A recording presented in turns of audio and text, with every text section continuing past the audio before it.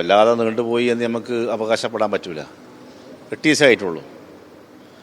പിന്നെ കോൺഗ്രസിൻ്റെ മുഖ്യമന്ത്രിമാരെ തിരഞ്ഞെടുക്കുമ്പോൾ അതിന് ഒട്ടനവധി പ്രോസസ്സുകളുണ്ട്. എല്ലാവർക്കും അറിയാലോ. ആ പ്രോസസ്സ് ഇങ്ങനെ നടന്നുകൊണ്ടിരിക്കുകയാണ് ഇപ്പോൾ. പക്ഷേ നമ്മളെ ആൾക്കാർക്ക് ഇക്കാര്യത്തിൽ കാത്തിരിക്കാൻ വയ്യ എന്നുള്ള രീതിയിലേക്ക് കാര്യങ്ങൾ പോകുന്നുണ്ടോ എന്ന് സംശയിക്കുകയാണ്. കാരണം കോൺഗ്രസിനെ സംബന്ധിച്ചിടത്തോളം ഇപ്പോൾ ഞാൻ മനസ്സിലാക്കിയത് പഴയ KPCC പ്രസിഡന്റുമാരെന്ന് വിളിച്ചിട്ടുണ്ട്. പിന്നെ വളരെ പെട്ടെന്ന് ഈ കാര്യങ്ങൾ തീരുമാനിക്കാതിരിക്കാൻ വേറെയും കാരണങ്ങളുണ്ട്. ഇപ്പോൾ ഹൈക്കമാൻഡ് എന്ന് പറയുമ്പോൾ നമുക്കറിയാലോ. അതുപോലെ തന്നെ നമ്മുടെ AICCൻ്റെ പ്രസിഡന്റ് ഖാർഗെ, രാഹുൽ ഗാന്ധി, അവർക്കൊക്കെ തന്നെ മറ്റ് പരിപാടികൾ. ഇപ്പോൾ ഒരു ദിവസം ഹരിയാനയിലായിരുന്നു പ്രിയപ്പെട്ട രാഹുൽ ഗാന്ധി. ഇപ്പോൾ ഇന്നലെ ചെന്നൈയിലായിരുന്നു. തമിഴ്നാട് സർക്കാരിൻ്റെ സത്യപ്രതിജ്ഞക്കായിരുന്നു.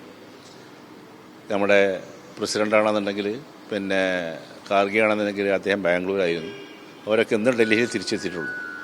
അതും ഒരു കാരണമാണ് നീണ്ടു പോകുന്നതിന്. നമ്മളത് കാണാതിരുന്നുകൂടാ. കാരണം കോൺഗ്രസിൻ്റെ ആ തരത്തിലുള്ള പ്രോസസ്സൊക്കെ പൂർത്തീകരിക്കുന്നതിലുള്ള ചെറിയ താമസമാണ് ഇതിപ്പോൾ അങ്ങനെ നീണ്ടുപോകാൻ കാരണം. പക്ഷേ നമ്മളെ പിന്നെ കേരളത്തിലെ മലയാളികളെ സംബന്ധിച്ചിടത്തോളം അവർക്ക് ഇതുകൊണ്ടല്ലോ ഒരു വലിയ ഭൂരിപക്ഷത്തിന് നമ്മൾ ജയിച്ചു.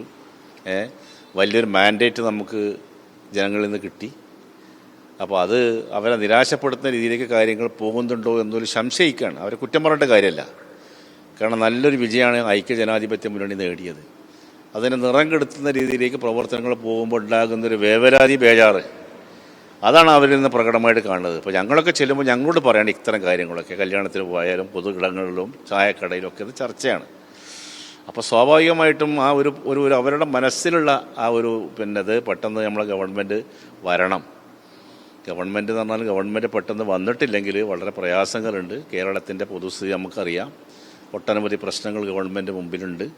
അതൊക്കെ പരിഹരിക്കണമെങ്കിൽ സത്യപ്രതിജ്ഞ കഴിയണം, മന്ത്രിമാർ വരണം, മുഖ്യമന്ത്രി വേണം. എന്നിരുന്നെങ്കിൽ മാത്രമേ ഒരു ഭരണത്തിലേക്ക് നമുക്ക് പ്രവേശിക്കാൻ പറ്റുള്ളൂ.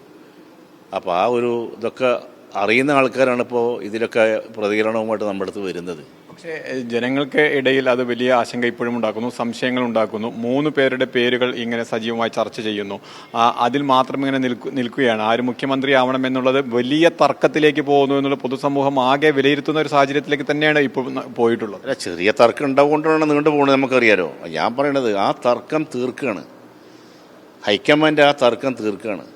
അതിന് അവരുടെ ഒരു പ്രോസസ്സുണ്ട്, കോൺഗ്രസിൻ്റെ ഒരു പ്രോസസ്സുണ്ട്. അപ്പോൾ അതാണ് ഇപ്പോൾ അതിൽ നിർവഹിച്ചുകൊണ്ടിരിക്കുന്നത്. ഇപ്പോൾ ഞാൻ പറഞ്ഞപ്പോൾ ഇന്നിപ്പോൾ പഴയ KPCC പ്രസിഡന്റുമാരെ വിളിച്ചിട്ടുള്ള ഒരു പ്രോസസ്സാണ്. പിന്നെ AK ആൻ്റണിയെ പോലുള്ള ആൾക്കാരുമായിട്ടൊക്കെ ആശയവിനിമയം നടത്തണം.